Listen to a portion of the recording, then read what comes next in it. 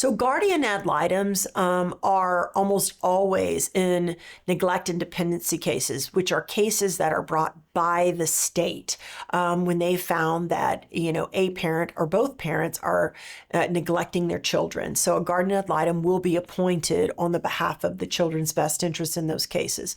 It's much rarer in a domestic relations case, a custody case, a divorce case, to have an appointed guardian ad litem. However, judges will often do that when they're a little concerned that the parents are too positional and maybe their viewpoints are, I would say, clouded, by their positions to be able to effectively represent their children's best interest. So the judge will say, hey, look, I want to make sure that I get a clear picture on what's best for these kids. In walks the guardian ad litem.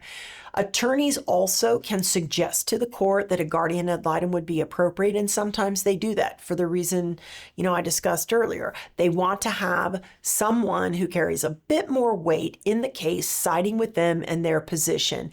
And so that's generally the two ways that a guardian ad litem comes to be appointed in a domestic relations case.